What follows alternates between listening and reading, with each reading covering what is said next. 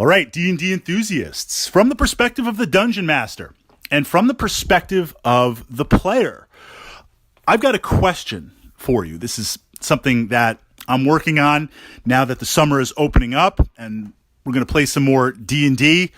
One of the things that I was experimenting with, an idea, was for the summer an open world campaign. This idea that I'm going to put in some key players. I got to be careful, no spoilers. I got to actively scan my mind. No spoilers here. Campaign packets will be going out shortly. There's going to be the world. There's going to be the players. There's going to be the factions. But I don't necessarily have an adventure path.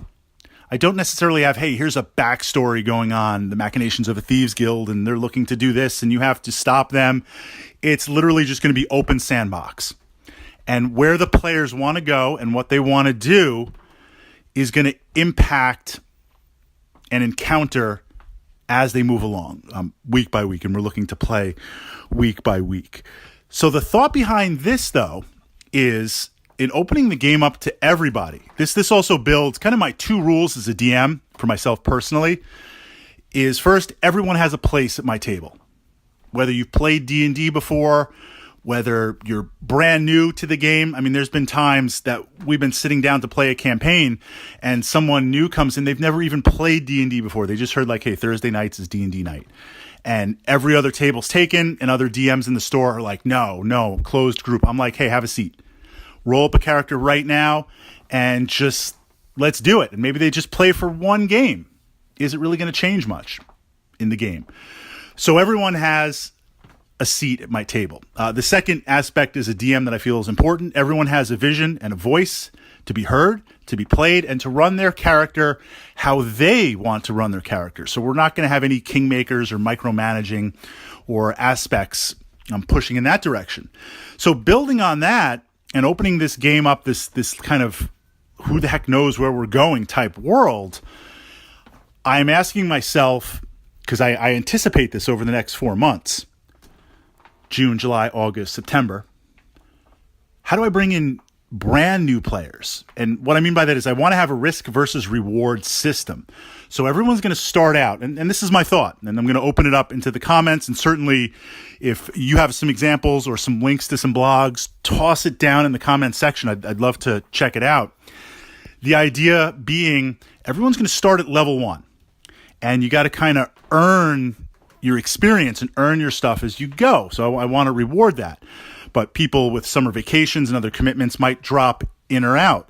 So over time, we might have some people where if you've been playing every week, you're at level 5, but another player dropped out here and there for some vacation and other things. So they're maybe at level 4.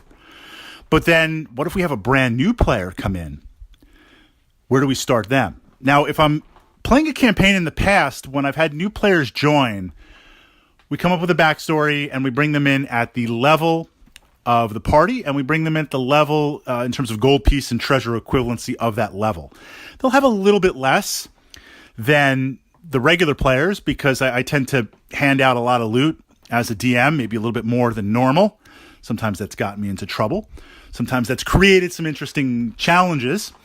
But this idea, bringing you into the campaign, we come up with a backstory and you're the same level. Well, for this open world experience, I'm going to be bringing people in at level 1. They're going to be at level 1 because I really want people for this summer to feel ownership of their character. I want you to feel like at the end of the summer, if you made it to level 10, then you made it to level 10. Like that's, you were like, I took my character level 1 to level 10. I don't even know how high we're going to go in terms of, because it's open world. I don't even know how high we're going to go in terms of levels. But bringing in new players, I want them to start at level 1. So we could, in theory, middle of August, have some characters that, I don't know, are level 7, 8, 9, and someone new shows up to play. I'm bringing them in at level 1. So how do we deal with that? That blows up the challenge rating because it doesn't even scale down that much.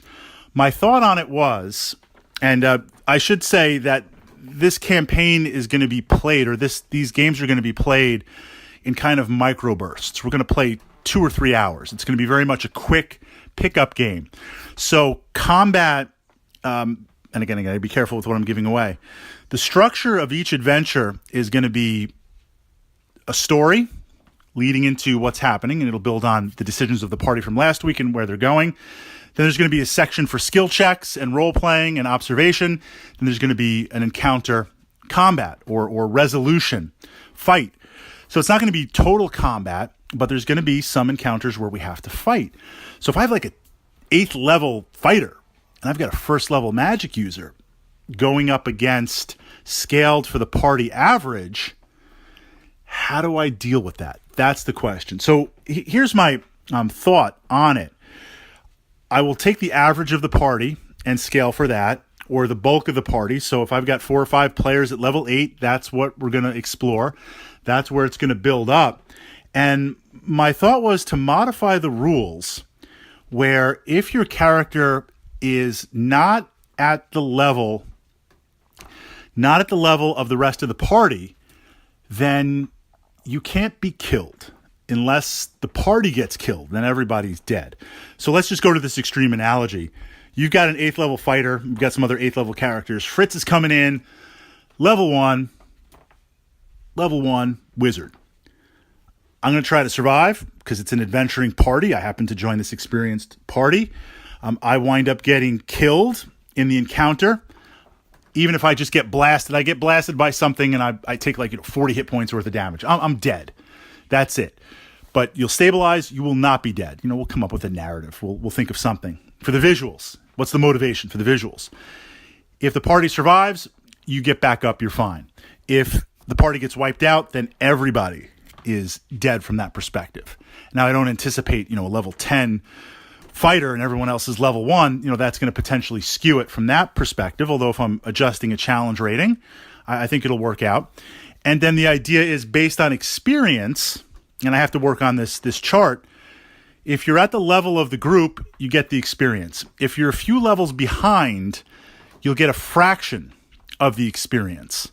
And if you're many, many levels behind, then the most you will get for an encounter is half your level. So at the very least, you'll have to play through 2 sessions to advance a level. I want to, again, try to weigh that risk versus reward. Well, what I don't want to have happen is, the party's 8th level, you come in with a 1st level wizard, you survive through the encounter, and then next thing you know, you're level 4 based on the experience that's handed out. But this is still very much a work in progress. I've got the world ready to go. I've got the complete open world sandbox, players go wherever you want to go set. I just need to work out, and it doesn't have to be perfect. As a DM, it doesn't have to be perfect. It just has to be fun.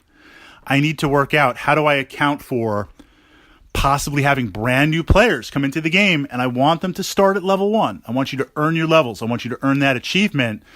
So this way, what I was thinking, at the end of the season, to have an award ceremony, like a D&D award ceremony, to celebrate the levels, to celebrate the accomplishments, and maybe we'll give out some miniatures, or we'll give out some custom dice. I've got a couple of contacts of dice makers to kind of get stuff done where everyone gets something tailored to their character. I want them to earn that. So I need to kind of work out on the back end how to deal with that experience.